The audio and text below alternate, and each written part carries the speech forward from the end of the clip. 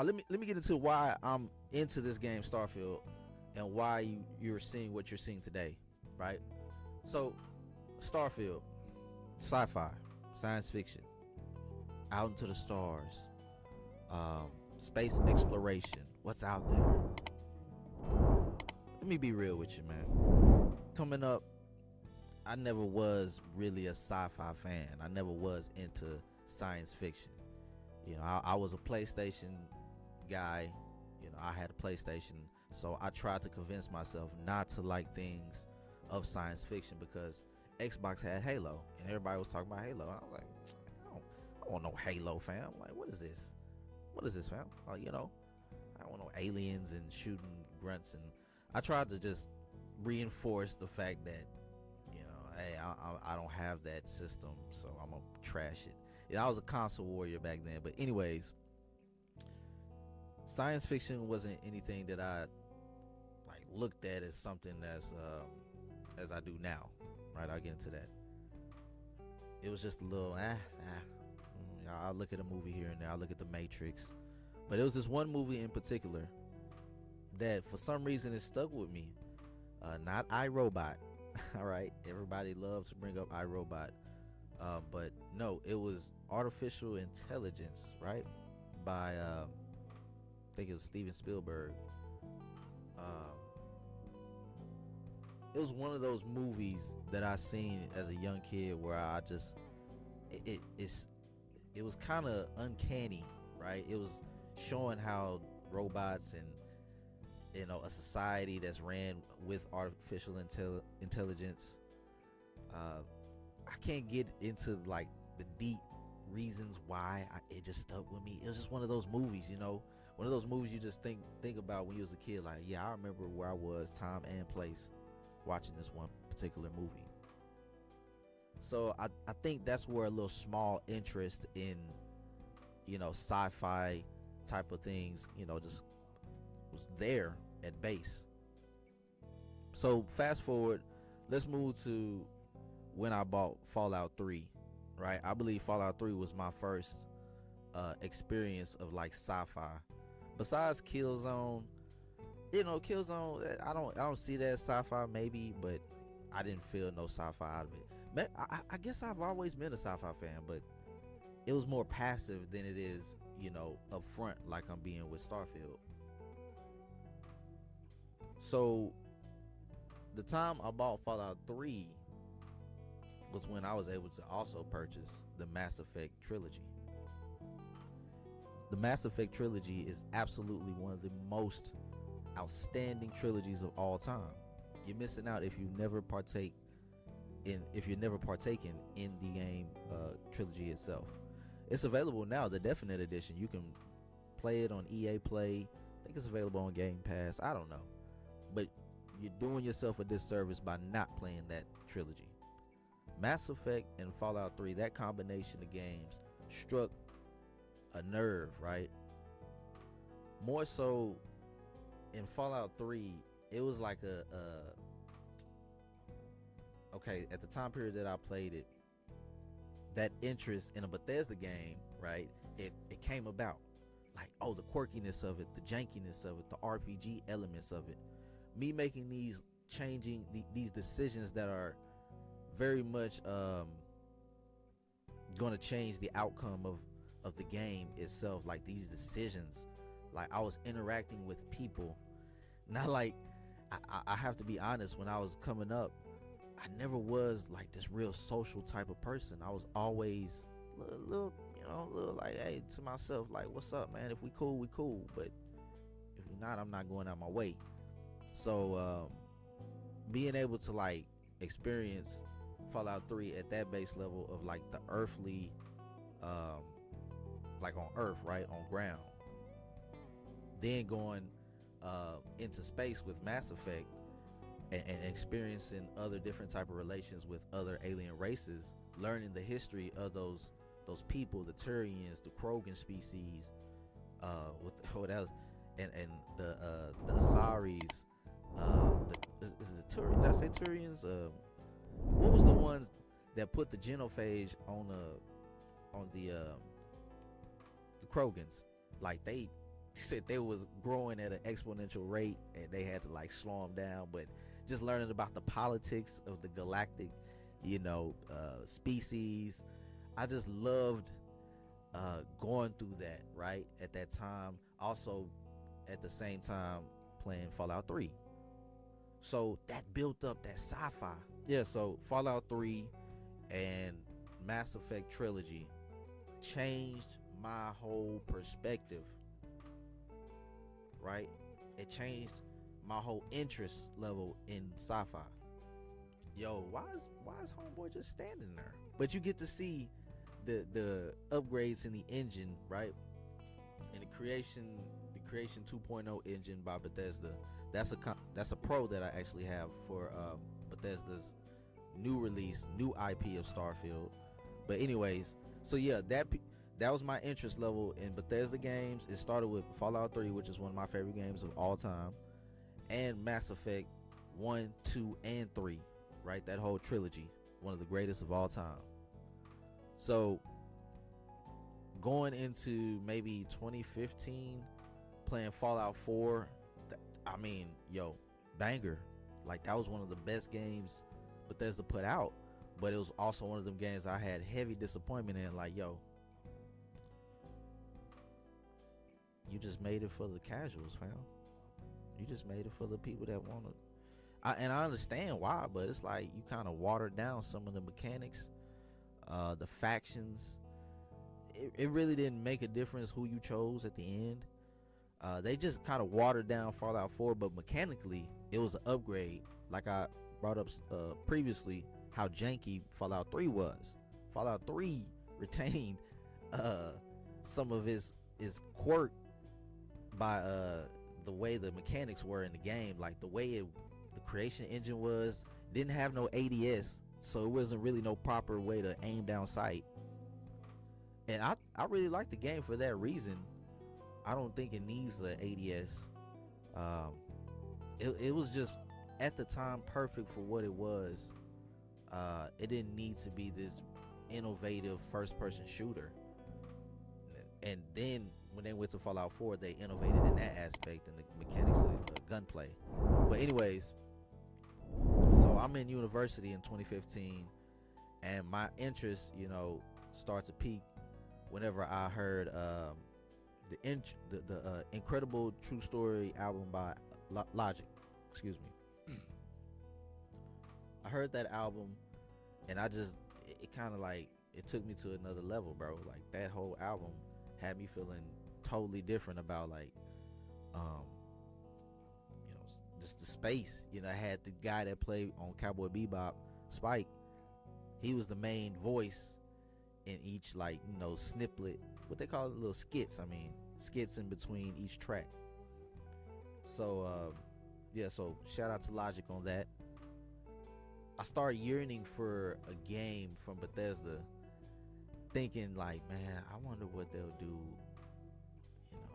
That somebody needs to take on this concept, like going into space. I didn't have a PC at the time, so I was using mods on Fallout 4, trying to kind of make it a futuristic. They had some mods available on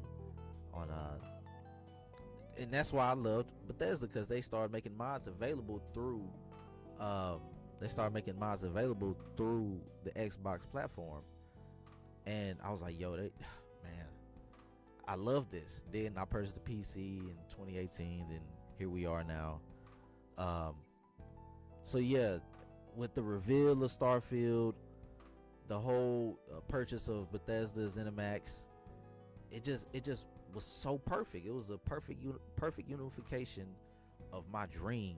Like, I kind of felt that this was gonna happen. Like, I felt that this relation between Xbox and Bethesda was gonna happen eventually. Starfield began to become a thing. We started to see it at the showcases. We get the delays. I was struck by the fact that it was delayed a year. I was looking forward to it. And now we're here at the release, post-release, maybe months after. I'm a little late on this, but I just wanted to talk to y'all about Starfield and why this was like my favorite. It was my favorite game of the year, right? It was my favorite game of the year. I've experienced a minimal amount of games this year, but Starfield definitely is one of my favorite games of the year. Um, it is my game of the year because I put a lot of hours into it. So let me get into some of the things that I found good. Just a few things that I found good about Starfield. First and foremost, the Creation Engine 2.0. It is a good upgrade, right? You see how beautiful the game looks in the gameplay. You see how they were able to upgrade the textures, have a lot more going on.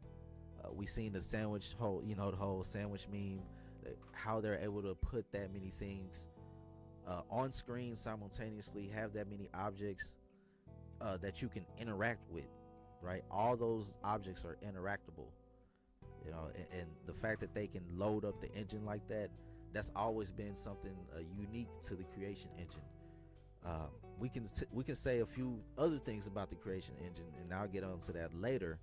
But let's talk about the good things. The visual upgrades, the volumetric lighting. As you can see, the lighting, right? It's upgraded. Everything so far, it looks like a substantial upgrade from the last Creation Engine. So I'm speaking on the technicality, the graphics. When I first booted up Starfield, it was pretty much a hard time for me because I think it was a processor thing, right? Don't get me wrong, the game looks beautiful. Optimization is still, right now, it still needs some working on, but the game runs well, very smooth, less buggy than any Bethesda game that I've ever played. So yes, that was truth told by I believe it was Matt Booty or somebody in the Xbox ranks that said, yo, if it came out today, this is prior to the release, if it came out today, this is paraphrasing, if Starfield came out today, it would be the least buggiest of all time. It would be the most polished of all time from Bethesda. And truth be told, yes, it's the most polished version Bethesda game of all time. So that's a pro about the new Starfield. Also, the story, in my opinion, so far is a pro, right? That's a big pro for me. I was looking at two different philosophies within two different games. I look at Cyberpunk and I was looking at Starfield, and Starfield is more about the unification. It's about finding like this experience outside, in the universe to explain ourselves, and I don't know, but it seemed more together. We in this together trying to find the meaning, right?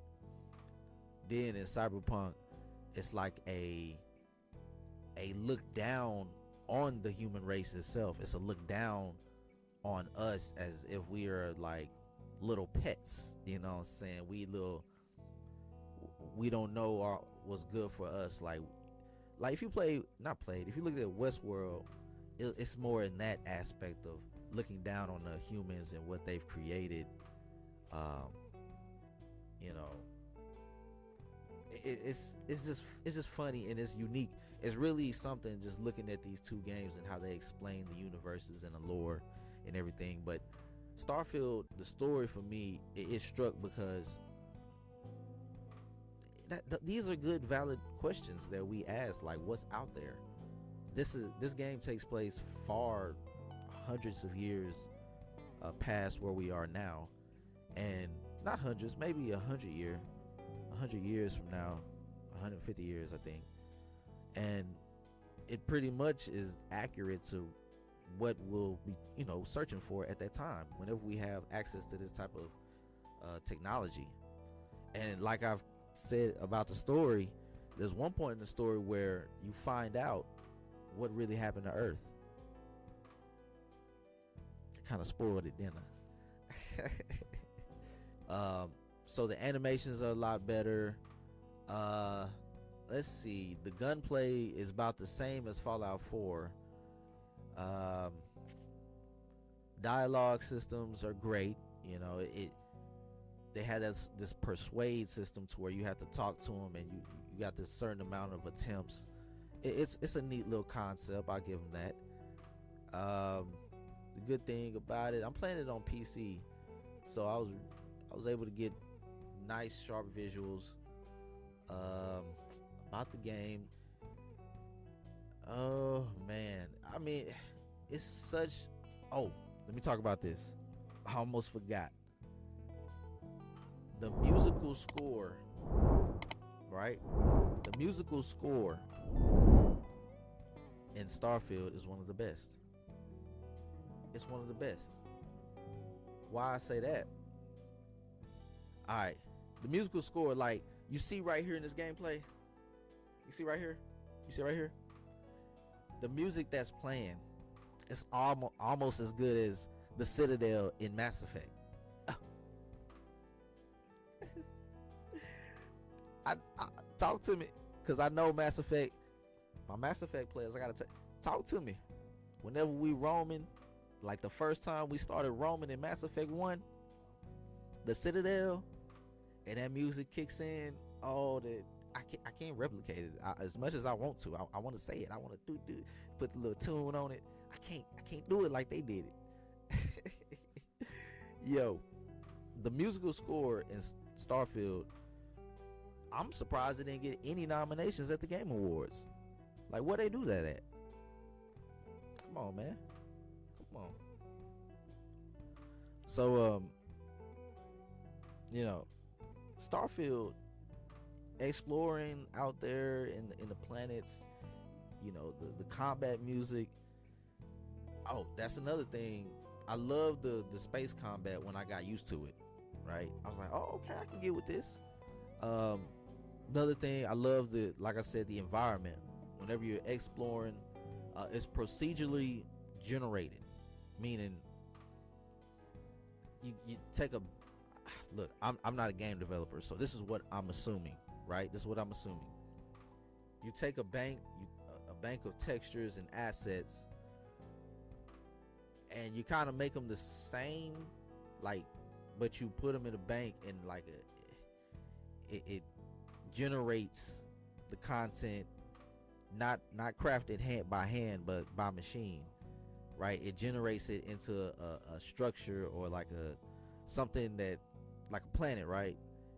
But you put all those ingredients together, and it looks like this type of terrain.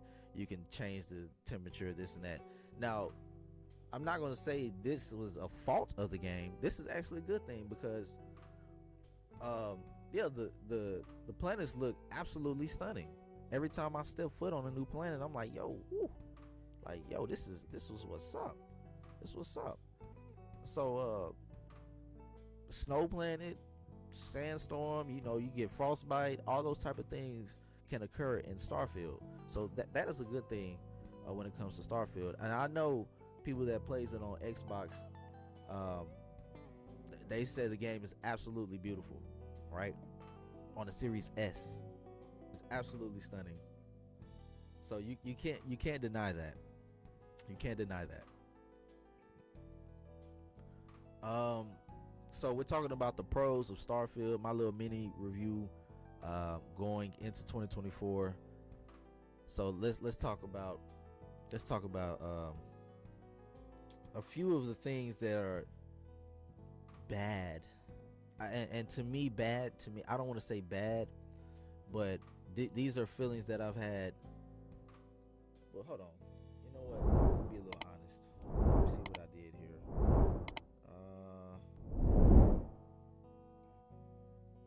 Yeah, that's pretty much. Yep. All right, so yeah, let's go ahead and talk about some of the things that I had a little disdain for, right? I didn't like. So let's get into the onboarding process of this game. It can be overwhelming, right? It can be overwhelming for those who don't know anything. and this is why it's like a double-edged sword. As I stated with Fallout 4, it was casualized, and I was like, yo, why y'all casualize it? Okay, all right, so they got back in the lab and was like, okay, we gotta bring it down to so everybody can just get into it with just 4 little options. Well, this game, to some degree, it's a new IP.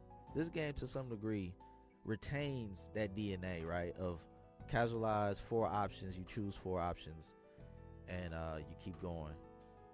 I'm not referring to onboarding of like, oh, I don't know what to say in these conversations. Like, I don't know what to say to these people in order to keep going. It's a matter of like, I've said what I said to these people. Now, game, show me where I need to go. Like, in the first section of the game, you're like a miner, and the miner, you're trying to find out like, what the hell just happened to me, bro? I put my hand on this mineral or whatever, and now I'm just tripped out. I started seeing things. I started feeling different. I'm a little different now. So once you get past this one little section, right, in the beginning where you fight off the enemies, and you're given a ship, and it's like did homeboy just literally just give me his ship? And now I'm just like, what do I do? Where do I go? And this lends into the other thing that another point or doc that I have for Starfield is the UI system. The UI system doesn't help you. It doesn't really give you a hand, you know, when it comes to figuring out what the next objective is. Also, navigation through the menus, it's a little difficult. You feel me? Like right here, I don't know if I have the mod installed, but as you can see, I don't know what's. Oh yeah, we going toe to toe with homeboy. We going toe to toe in this gameplay right here. It shocked me. I'm sorry if it's a little spoilers. You know, this is spoiler cast.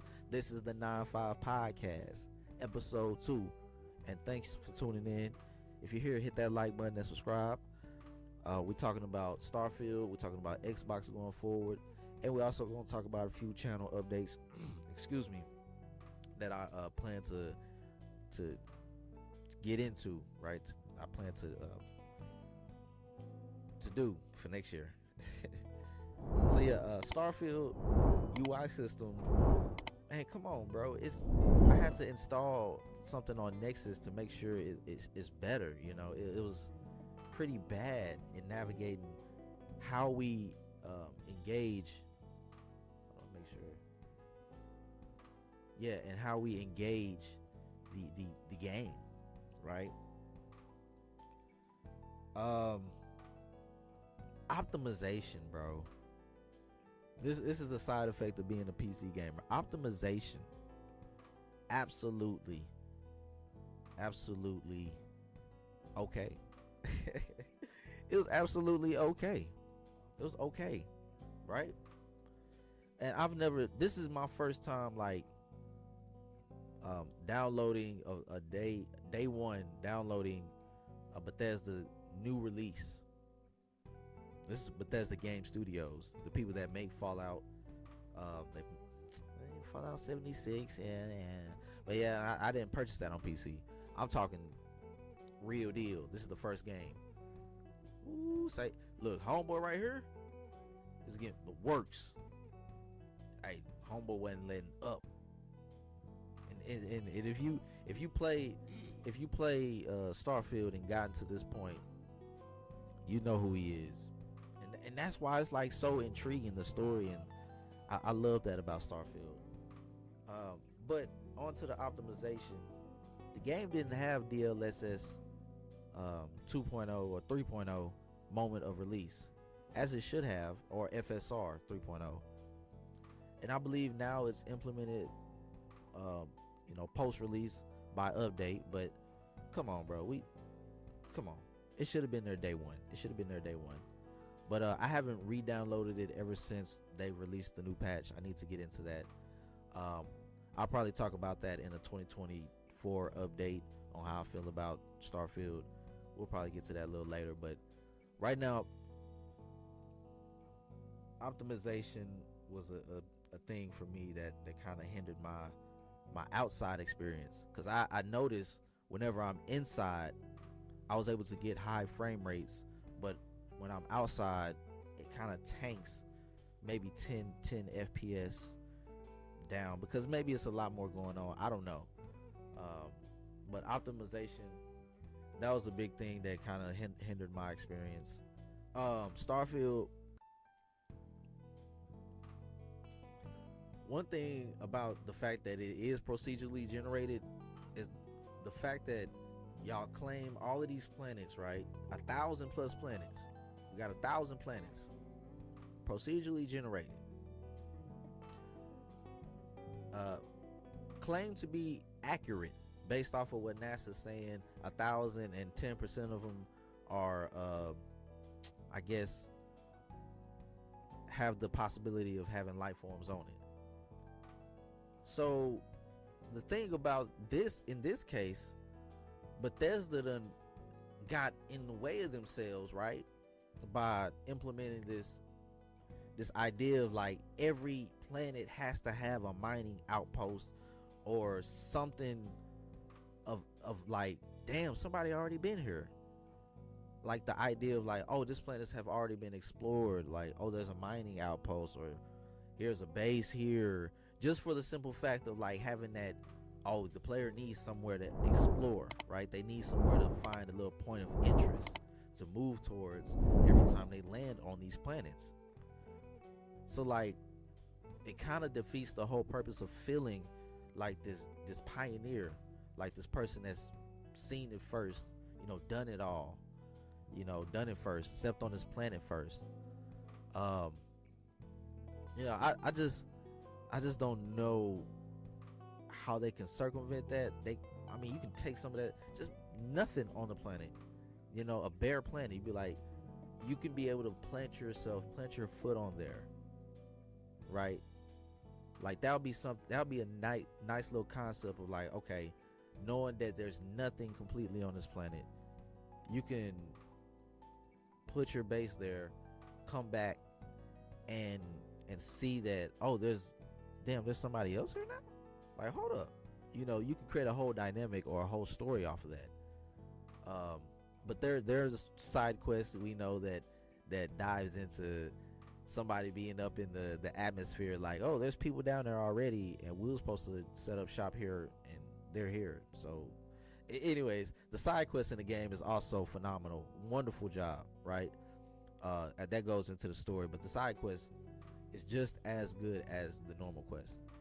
So yeah, the fact that all of these planets are already visited, it kind of throws it off. The fast traveling, I understand why they have it, because why would you realistically want to travel the space time, bro? Like, come on, bro. But I understand the idea of being able to travel in the solar system, in the system in which these planets reside. At least that would have been great, right? But it's one of those things where it's held back by the system, right? When I brought up Creation Engine 2.0 earlier, we know that Bethesda has a hard time implementing vehicular type of motion in the Creation Engine. We wanted Land Rovers. We wanted something to move on these planets at the rate that we can kind of explore them at our own pace. But we stuck just running that Bethesda typical exploration method. That just explore caves and move, that whole Skyrim-esque, that whole Elder Scrolls-esque, right?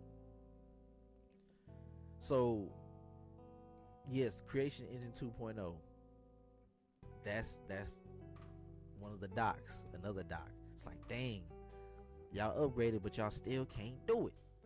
Y'all still haven't implemented some type of vehicular movement. We're gonna see how they keep adding to the engine, see where they go with Fallout 5, and also, of course, Elder Scrolls 6. But Fallout 5, that's gonna be crazy. I'm probably gonna be 40 by the time that come out, but who knows? Who knows? My impressions of Starfield in 2023, as we conclude 2023, it was my favorite game of the year. Right? I explained my science fiction bias, my bias and how I feel about the whole sci-fi genre or the cyberpunk genre.